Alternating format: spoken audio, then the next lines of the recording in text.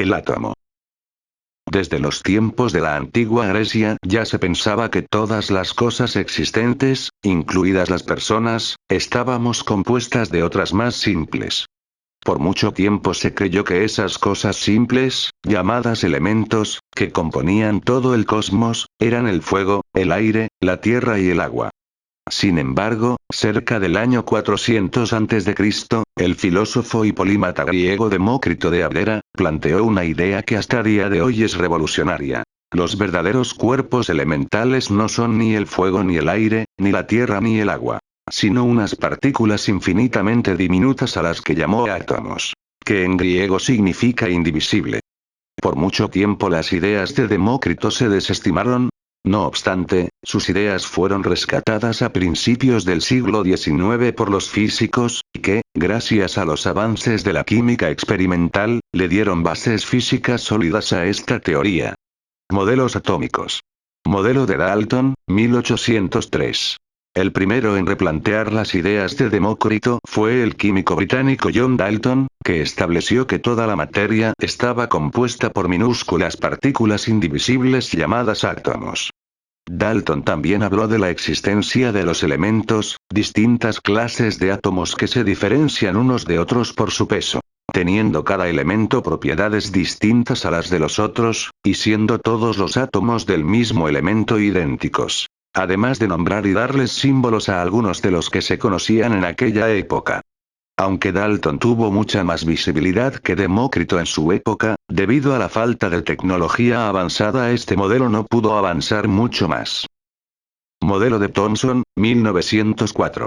Después de una serie de experimentos con tubos de rayos catódicos, el científico británico J. J. Thomson descubrió unas pequeñas partículas con carga negativa a las que llamó corpúsculos. Sin embargo, con el tiempo los científicos decidieron llamar a estas partículas electrones.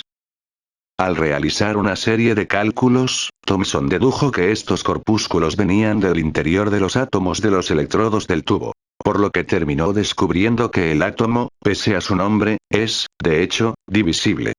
Tiempo después de su descubrimiento, Thomson estableció que la materia estaba formada por átomos, pequeñas esferas de carga positiva con pequeñas esferas de carga negativa incrustadas, de modo que la carga final del átomo es neutra.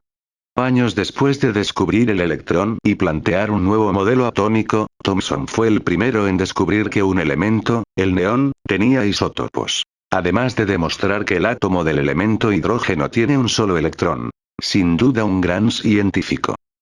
Modelo de Rutherford, 1909. El científico neozelandés Ernest Rutherford, después de una serie de experimentos, en los que bombardeaba láminas muy finas de oro con partículas alfa, que él mismo descubrió y catalogó años atrás, se percató de que las partículas alfa, en vez de atravesar totalmente las láminas, como había previsto, algunas veces rebotaban. Después de pensar el por qué sucedía esto, Rutherford descubrió que el átomo no era una pelota maciza, sino que estaba en gran parte hueco.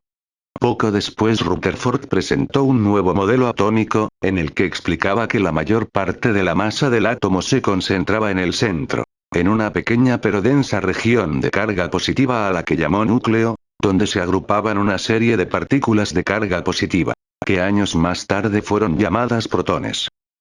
A su vez, Rutherford planteó que, a las afueras del átomo, había una gran pero ligera región de carga negativa a la que llamó corteza, en la que unas partículas de carga negativa llamadas electrones se encontraban orbitando al núcleo. Modelo atómico de Bohr, 1913. El danés Niels Bohr, el cual era discípulo de Rutherford, encontró un gran fallo en su modelo atómico. Los electrones, al ser partículas con carga girando alrededor de un eje central, deberían emitir energía, perdiendo su momento y colapsando en el núcleo del átomo en el proceso. Esto causaría que el átomo se desintegrara en fracciones de segundo y no pudiera existir la materia tal como la conocemos. Sin embargo, esto obviamente no sucede, por lo que Bohr se propuso corregir el error del modelo de su mentor. Tras un tiempo de investigación y cálculo, Bohr propuso un nuevo modelo atómico que podía explicar el por qué los electrones no perdían energía al rotar y colapsaban en el núcleo atómico en el proceso. Para esto, Bohr propuso que los electrones no podían orbitar de cualquier manera, sino que se encontraban en órbitas fijas, a las que llamó niveles. Bohr determinó que en cada nivel los electrones se encontraban orbitando sin variar su energía, lo que les permite mantenerse estables y no colapsar en el núcleo.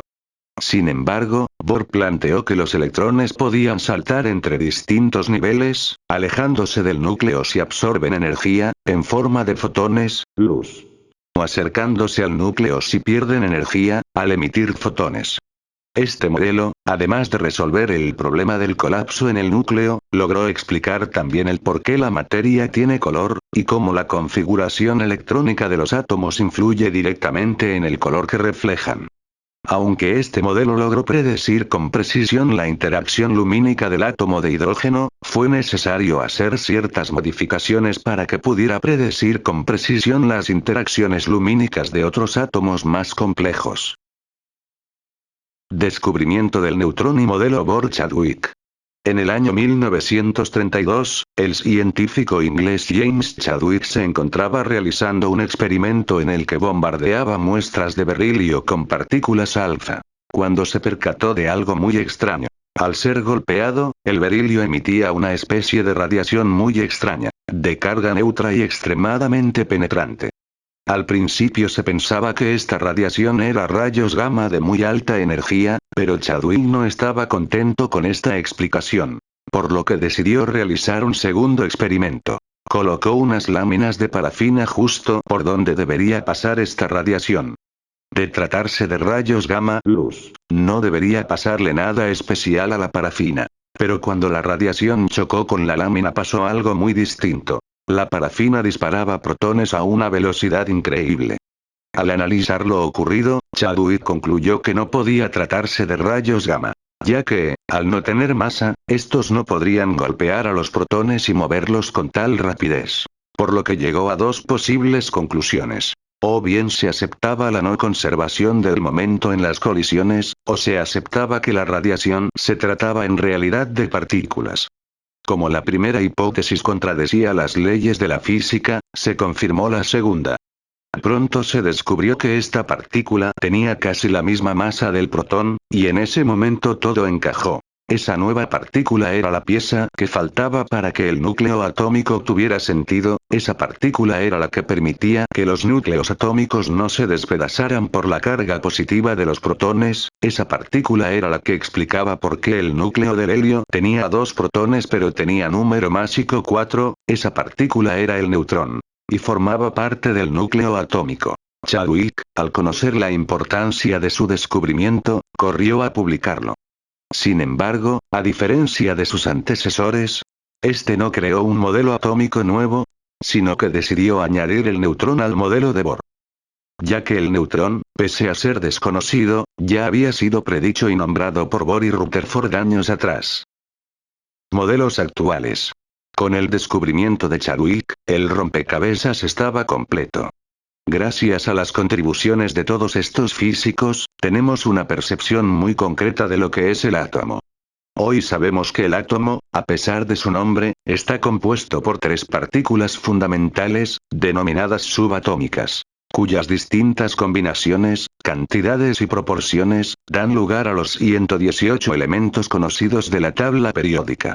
De estas 3 partículas subatómicas, 2 de ellas, el protón, de carga positiva, y el neutrón, de carga neutra, se combinan en una región de carga positiva llamada núcleo, que pese a ser pequeña concentra prácticamente toda la masa del átomo. Alrededor del núcleo se encuentra una muy ligera pero vasta región de carga negativa llamada corteza. En ella, la última partícula subatómica, una ligera partícula de carga negativa llamada electrón, se encuentra orbitando el núcleo atómico. Aunque hubo muchos más modelos atómicos después de este, estos son mucho más complejos, ya que involucran conceptos de física cuántica. Es por eso que este modelo sigue siendo el preferido a la hora de explicar de qué estamos hechos, aunque no sea 100% exacto. Iones e isótopos. Iones. En el año 1834, durante una serie de experimentos en los que realizaba la electrólisis del agua, el físico Michael Faraday descubrió que la cantidad de gas oxígeno e hidrógeno, resultante de la reacción, era siempre proporcional a la cantidad de corriente eléctrica aplicada a la reacción. Después de reflexionarlo, Faraday entendió que la electricidad no era una fuerza mágica, como se pensaba en aquella época, sino que era una propiedad inherente de la materia. Al entender esto, Faraday supo que la corriente en el agua debía ser transportada entre electrodo y electrodo por partículas de hidrógeno y oxígeno dotadas de carga. Después de mantener correspondencia con William Whewell, un científico amigo, decidió bautizar a estos mensajeros de carga como iones, que viene del griego yenai, que significa el que va o el que lleva. Asimismo, Faraday bautizó los iones de carga negativa como aniones, y a los iones de carga positiva como cationes, que vienen del griego ano, yenai, y cato, yenai, que significan literalmente, el que va hacia arriba, y el que va hacia abajo, respectivamente, ya que en su experimento los iones con carga negativa subían hacia la terminal positiva, y los iones positivos bajaban hacia la terminal negativa.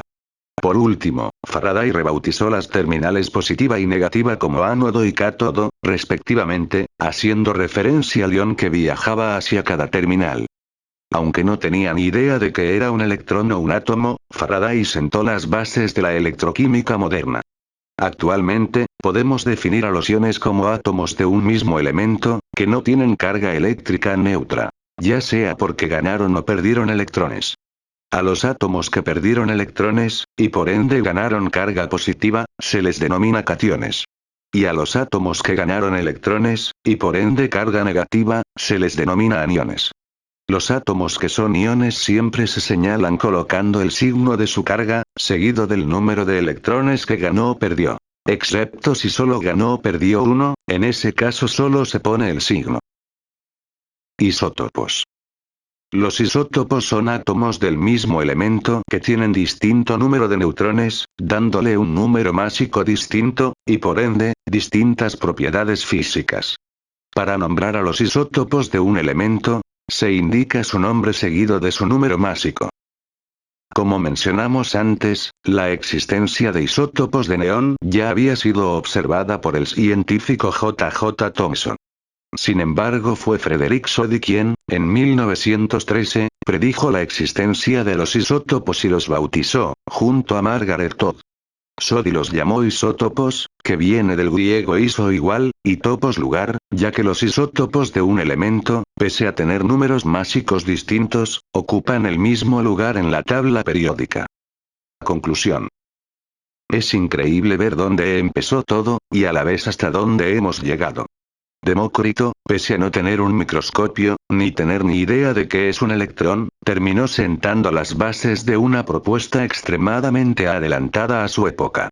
Tanto que sus ideas fueron sistemáticamente despreciadas, hasta que un científico británico supo apreciarlas, y las rescató en 1803.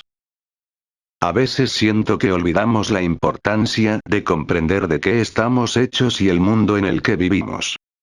La ciencia suele enseñarse de manera que resulta densa y aburrida para aquellos que no cuentan con el conocimiento necesario y un gran interés por aprender. Pero es increíble ver cómo, si se sabe llegar a todas las mentes, la ciencia puede interesarnos a todos por igual.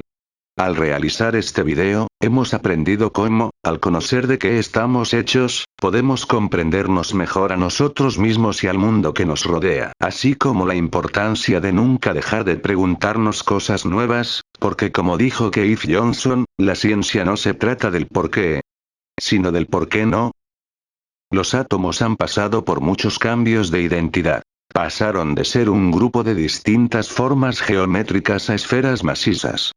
Pasaron de parecerse a un pudín con pasas a parecerse a un sistema planetario. Y pasaron de ser fuertes e indivisibles bolas macizas a estar formados por diminutas partículas interactuando en espacio vacío. Incluso a día de hoy, el átomo sigue cambiando. Al pasar de ser los electrones bolitas orbitando el núcleo a ser nubes de probabilidad y orbitales. Pero a pesar de todos estos cambios que han sufrido, los átomos siguen manteniendo su esencia, y siguen siendo los ladrillos de los que estamos hechos todos nosotros y el mundo que nos rodea.